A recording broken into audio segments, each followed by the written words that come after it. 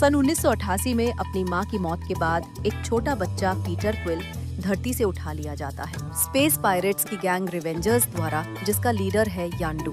26 साल बाद प्लैनेट मोरेक पर पीटर एक ऑब चुरा लेता है, लेकिन तभी वहां पहुंच जाता है कुरात, जो फेनेटिक क्री वॉरियर रोनिन का आदमी है। पीटर किसी तरह ऑब लेकर निकल जाता है, लेकिन यांडू को जब चोरी का पता चलता है तो वो क्विल के सिर पर इनाम रख देता है। वहीं दूसरी तरफ रोनिन भी ऑब छीनने के लिए अपनी डेंजरस असैसिन गमोरा को भेज देता है। पीटर जब नोवा एम्पायर की कैपिटल जैंडार पर ऑब बेचने की कोशिश करता है, तभी गमोरा उस पर अटैक कर देती है और ऑब छीन लेती है। दोनों में जबरदस्त फाइट छिड़ जाती है और तभी एंट्री होती है दो बाउंटी हंटर्स की, जेनेटिकली और साइबरनेटिकली मॉडिफाइड रैकून रॉकेट और ट्री लाइक ह्यूमनॉइड ग्रूट की। हालात बिगड़ते ही नोवा कॉप्स आ जाती है और चारों को गिरफ्तार करके किल्न नाम की जेल में डाल देती है।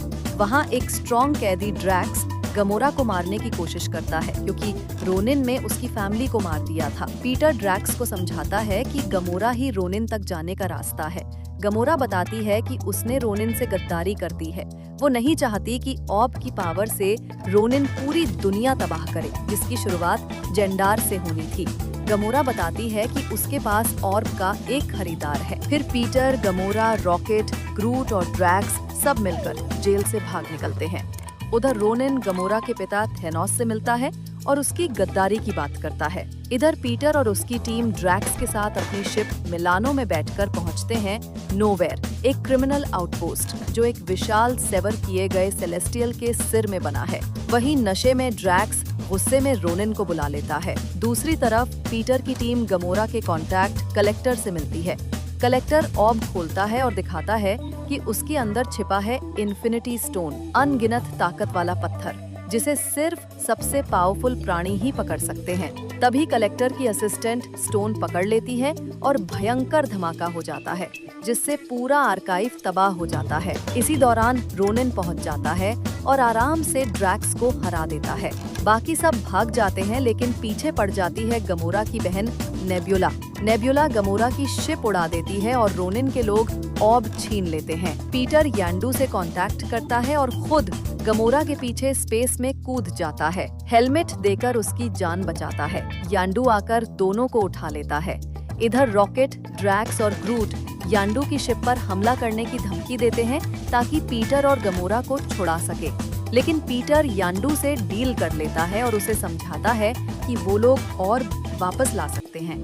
पीटर की टीम मानती है कि रोनिन से भिड़ना मतलब लगभग पक्की मौत है, लेकिन वो तय करते हैं कि इन्फिनिटी स्टोन से पूरी गैलेक्सी को डिस्ट्रॉय नहीं होने देंगे। रोनिन अपनी शिप डार्क एस्टर पर स्टोन को अपने वॉर हैमर में जड़ देता है और उसकी पावर खुद में ले लेता है। वो थानोस को धमकी देता है कि पहले वो जैंडार को मिटा देगा और फिर उसे भी। नेब्युला भी नफरत में रोनिन के साथ मिल जाती है। जैंडार के पास रिवेंजर्स, नोवा कॉप्स और पीटर की टीम मिलकर डार्क एस्टर पर अटैक करती है। रोनिन अपने पावरफुल वॉर हैमर से नोवा कॉप्स की फ्लीट तबाह कर देता है। शिप के अंदर गमोरा अपनी बहन नेब्युला को हराकर रोनिन का चैम्बर खोलती है, लेकिन वहाँ सब रोनिन की ताकत के आगे फेल हो जाते हैं। तभी रॉकेट अपनी शिप मिलानो को डार्क एस्टर से टकरा देता है। शिप क्रैश होकर जैंडार पर गिरती है और ग्रूट अपनी जान देकर सबको बचा लेता है। रोनिन मलबे से बाहर निकलता है और जैंडार को डिस्ट्रॉय करने की तैयारी करता है। तभी पीटर उसे डिस्ट्रैक्ट करता है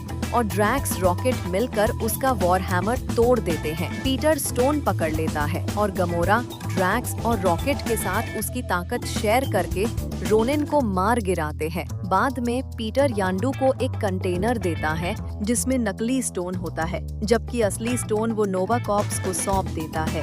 रिवेंजर्स जब जेंडार छोड़ते हैं, यांडू कहता है कि अच्छा हुआ उन्होंने पीटर को उसके असली बाप को नहीं सौंपा। पीटर की टीम अब गार्डियंस ऑफ द गैलेक्सी के नाम से फेमस हो जाती है और उनके सारे क्रिमिनल रिकॉर्ड्स मिटा दिए जाते हैं।